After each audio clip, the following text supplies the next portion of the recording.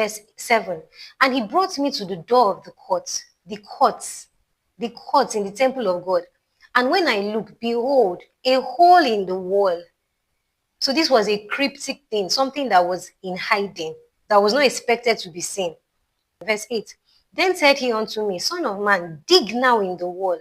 And when I had digged in the wall, behold, I saw a door. Verse 9.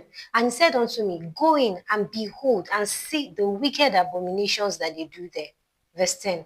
So I went in and saw, and behold, every form of creeping things, animals that crawl, and abominable beasts, and all the idols of the house of Israel, portrayed, drawn, represented upon the wall round about. So it was like a circle. Wherever you look, you see the things drawn on the wall. Now, if a man is a musician, where does he put his awards? On the wall. If a man is an athlete, where does he put his medals? On the wall. A wrestling champion, where does he put his belts? On the wall. It being on the wall tells you that he loves to see it when he walks in. It is his pride. In boarding schools, it's not uncommon to find names written on the wall or engraved on wooden desk for reading, for writing. So you might see something like Chioma was here, Ola was here. Like a legacy. They want to be remembered long after they've graduated. Even in prisons, you have things like that. Also, schools usually have a roll of honor consisting of the list of students with outstanding academic performance, which the school wants to honor, which the school wants to show off with pride, which the school wants to use as a testifier or proof to the world of the school's greatness, which the school wants to use as a motivation for subsequent students to perform excellently well and make the school proud. So they display it on the wall in the school hall, on a major corridor flanked by classrooms, in essence, where everyone can see it, a roll of honor. So, if something is on the wall, it means that whoever puts it there is proud of it, wants it to be seen. Now, these creeping things, these beasts, these abominable creatures, they were portrayed on the wall. It was a priority for those that wanted it there. They wanted to see it. They were proud of it. In this case, it was their God. They worshipped it. It was portrayed on the wall round about, so everywhere you turn, you see it. What did God say about worshipping beasts? Deuteronomy 4:15 to 18. Take ye therefore good heed unto yourselves, for ye saw no manner of similitude on the day when God appeared to you.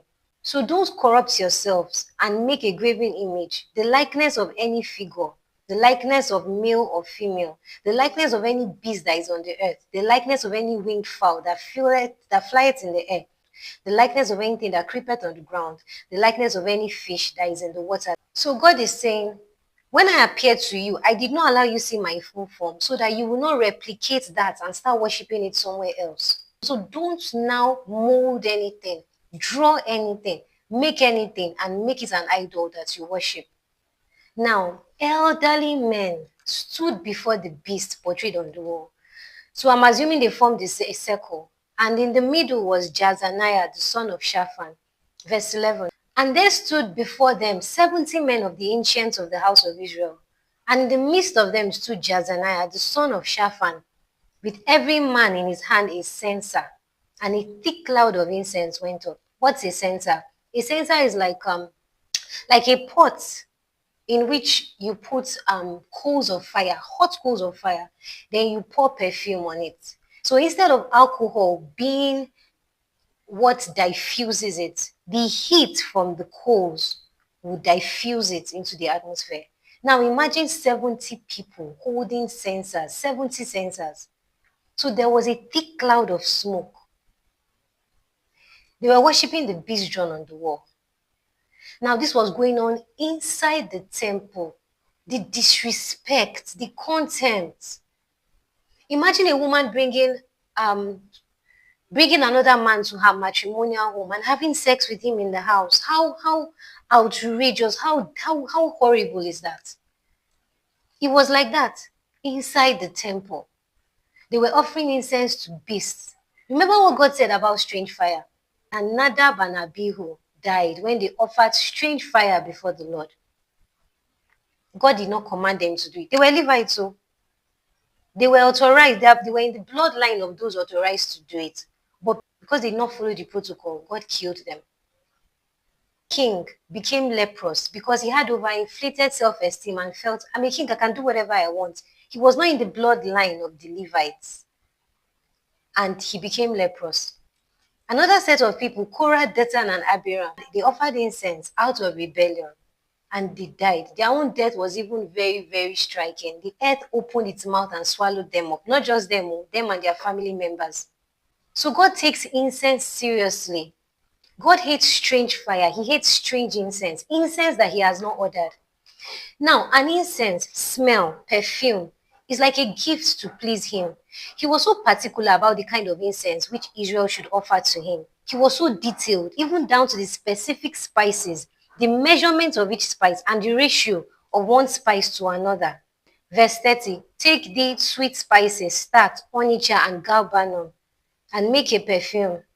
Do you know, he even went further to say that no other person should replicate that specific recipe for personal use. Scents carry memories. If I ask you for the scent from your childhood, you might not remember. But if you perceive a particular scent from your childhood, it can take you back and unlock childhood memories. Scents can also be attached to a fond memory of someone dear to your heart. So incense to God was not just ordinary. It's like a man composing a love song for his wife and now singing that same love song for his mistress, his side chick, his girlfriend. So incense to him was a picture, a symbol of worship, humility, devotion, acknowledgement that we need him and that we cannot go further without him. Like a reaffirmation of our love for him. So when it is done by the wrong person, born from pride, like the king, God hates it. When it is done without following the proper procedure, like Nadab and Abihu, God hates it. When it is done in rebellion, like Korah, Dathan, and Abiram, God hates it. He calls it strange incense. Because not only is the incense important, the manner of offering it and the person offering it matters. Now, a thick cloud of incense went up. Strange incense. So this was alarming.